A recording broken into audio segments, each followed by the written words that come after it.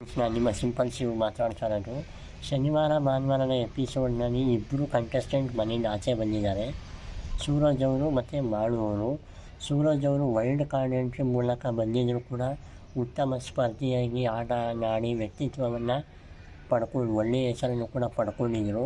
ಅದೇ wild card ಎಂಟ್ರಿಯಾಗಿ ಬಂದಿದ್ದರೂ ಕೂಡ ರಾಶಿಕಾ ಅವ್ರ ಜೊತೆ ಹೆಚ್ಚು ಕಾಲ ಕಳೀತಾ ಇದ್ದಿದ್ದು. ಸುದೀಪ್ ಸರ್ ಕೂಡ ವಾರ್ನಿಂಗ್ ಕೂಡ ಕೊಟ್ಟಿದ್ದರು, ಯಾರೇ ಕೂಡ ಇಂಡಿವಿಜುವಲ್ ಆಗಿ ಆಟ ಆಡಬೇಕು, ಒಬ್ಬರ ಹತ್ರ ಇರಬಾರ್ದು, ಮತ್ತು ಎಲ್ಲರೂ ಕೂಡ ಅವರವರ ಆಟ ಆಡೋಕ್ಕೆ ಬಂದಿರೋದು, ಯಾರೂ ಕೂಡ ಫ್ರೆಂಡ್ಶಿಪ್ಪು ರಿಲೇಷನ್ಶಿಪ್ ಮಾಡೋಕ್ಕೆ ಬಂದಿಲ್ಲ ಅಂತ ಸುದೀಪ್ ಸರ್ ನೇರವಾಗಿ ಹೇಳಿದ್ರು. ಆದರೂ ಕೂಡ ಸೂರಜ್ ಅವರು ಮತ್ತು ರಾಶಿಕಾ ಅವರ ಒಂದು ಕಂಫರ್ಟ್ ಝೋನ್ ಬಿಟ್ಟು ಬರಲೇ ಇಲ್ಲ. ಮತ್ತು ಸೂರಜ್ ಅವರು ಕೂಡ ಸುಮಾರು 1.5 ತಿಂಗಳ ಕಾಲ ಅವರು ಮನೆಯಲ್ಲಿದ್ದರು. ಕೊನೆಯದಾಗಿ ಶನಿವಾರ ಫ್ಯಾಮಿಲಿ ವೀಕ್ ಜೊತೆಗೆ ಅವರು ಕೂಡ ವಾಪಸ್ ಬಂದಿದ್ದಾರೆ.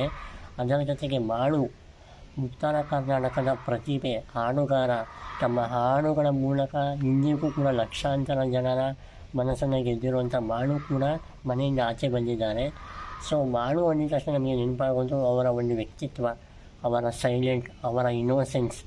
ಅದು ಬಿಗ್ ಬಾಸ್ ಮನೆಯಲ್ಲಿ ನಡೆಯೋದು ಆಟ ಮತ್ತು ವ್ಯಕ್ತಿತ್ವ, ಮನೋರಂಜನೆ ಮೇಯ್ನ್. ಹಾಗಾಗಿ ಬಿಗ್ ಬಾಸ್ ಮನೆಯಲ್ಲಿ ಸೈಲೆಂಟಾಗಿ ಇದರಲ್ಲಿ ಏನೂ ನಡೆಯಲ್ಲ ಅನ್ನೋದು ಗೊತ್ತಾಗಿದೆ. ಹಾಗಾಗಿ ನಾನು ಹೇಳೋದು, ಬಿಗ್ ಬಾಸ್ ಮನೆಯಲ್ಲಿ ಮುಖ್ಯವಾಗಿ ನಡೆಯೋದು ಆಟ. ಮಾಳು ಅವರ ಒಂದು ಸೈಲೆನ್ಸು ಉತ್ತರ ಕರ್ನಾಟಕದ ಸಾಕಷ್ಟು ಜನಕ್ಕೆ ಇಷ್ಟ ಆದರೂ ಮುಖ್ಯವಾಗಿ ಬೇಕಾಗಿರೋದು ಆಟ. ಅವರ ವ್ಯಕ್ತಿತ್ವ ತುಂಬ ಚೆನ್ನಾಗಿತ್ತು. ಯಾಕಂದರೆ ಯಾರ ಜೊತೆ ಜಗಳ ಮಾಡ್ತಾ ಇರಲಿಲ್ಲ, ಯಾರ ಸಹವಾಸಕ್ಕೂ ಹೋಗ್ತಾ ಇರಲಿಲ್ಲ, ಯಾರ ವಿಷಯದ ಬಗ್ಗೆಯೂ ಮಾತಾಡ್ತಾ ಇರಲಿಲ್ಲ.